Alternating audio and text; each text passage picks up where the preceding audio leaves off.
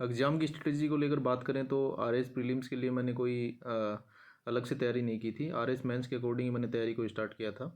RS prelims में जो मेरे लिए एडवांटेज था वो था मैथ और रीजनिंग का, जो कि मेरे पहले से ही काफ़ी अच्छी थी, इसलिए मुझे प्रीलिम्स में कोई डिफ़िकल्टी का सामना नहीं करना पड़ा। और आरएस मेंस के लिए मैंने प्रीलिम्स से पहले ही पूरा सिलेबस को कवर कर लिया था, और प्रीलिम्स और मेंस के बीच जो भी टाइम मिला उसमें मैंने जितनी अधिक प्रैक्टिस हो सकती है उस पर ध्यान दिया, और उसके साथ साथ जितने नोट्स को एनरिच किया जा सकता है उस पर भी ध्यान दिया। जो आरएस मेंस के 4 पेपर, उनमें जो सबसे बड़ा रोल है वो है फोर्थ पेपर का, हिंदी और इंग्लिश का। आप जितने भी फोर्थ पेपर के लिए मॉक अटेम्प्ट करते हैं, आप ट्राई कीजिए उनमें आपके 90+ स्कोर ही ऑब्टेन हो, तभी आप जाकर जो मेन एग्ज़ाम होता है उसमें अच्छा स्कोर ऑब्टेन कर सकते हैं। मेरे इंटरव्यू एक्सपीरियंस की बात करूँ तो ये आरएस में मेरा पहला अटैम्प्ट था और पहला ही इंटरव्यू था। मेरे केसी मीना सर का बोर्ड था, और जो इंटरव्यू था वो मेरे लिए एवरेज रहा था, और मुझे इसमें एवरेज मार्क्स ही ऑब्टेन हुए हैं। इस एग्ज़ाम में मैं कोचिंग के रोल की बात करूं तो कोचिंग का इतना ही रोल है कि वो आपको एक बेसिक मटेरियल प्रोवाइड करा सकते हैं। आपको जो मटेरियल प्रोवाइड कराते हैं, आप उस पर कितना खुद से एनरिचमेंट करते हैं, वो सबसे ज़्यादा इस एग्ज़ाम की आपको एज प्रोवाइड करता है।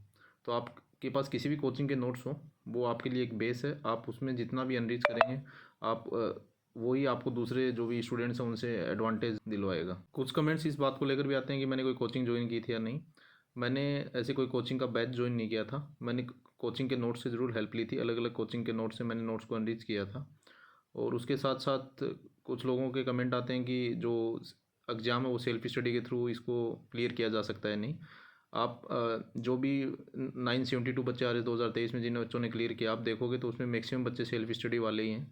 तो आप ज़रूर सेल्फ स्टडी के थ्रू इस एग्ज़ाम को आसानी से क्लियर कर सकते हैं। जितने भी एस्पिरेंट्स इस एग्ज़ाम की तैयारी कर रहे हैं, मैं उनको यही कहना चाहूँगा कि आपके पास जो भी नोट्स हैं, आप उनको बीच में चेंज ना करें। आप उन्हीं नोट्स को अपना बेस रखें, और उन्हीं नोट्स में अलग अलग सोर्सेज से आप जितना हो सकते हो नोट्स को अनरीच कीजिए, और रिवीजन पर सबसे ज़्यादा फोकस कीजिए। नोट्स बनाने की बात करें तो नोट्स बनाते समय आप ज़रूर हर पेज पर एक थोड़ा स्पेस छोड़ें, ताकि आपको फ्यूचर में कोई भी एक उस टॉपिक से रिलेटेड पॉइंट मिले तो आप उसमें नोट डाउन कर सकें, और रिवीजन के समय आप बार बार जो भी आपने ऐड ऑन किया है उसको भी फॉलो कर सकें। नोट्स एनरिच करने के लिए मैंने जिन सोर्सेज को फॉलो किया था, वो ऑलरेडी सभी सोर्सेज मैंने अपने टेलीग्राम चैनल दीपक ठोलिया आरएस पर शेयर कर दिए हैं। उसके साथ साथ मैंने जो फोर्थ पेपर के लिए जो स्पेसिफिकली जिस टेस्ट सीरीज़ को फॉलो किया था, उसका स्मार्ट स्टडी आरएस एक चैनल है, उस पर मैंने टेस्ट सीरीज़ को परचेज़ किया था, और वहाँ से मुझे फोर्थ पेपर में काफ़ी हेल्प हुई। इस एग्ज़ाम में जो मुझे लगता है कि जो सबसे इंपॉर्टेंट है वो है रिवीजन प्लस कंसिस्टेंसी।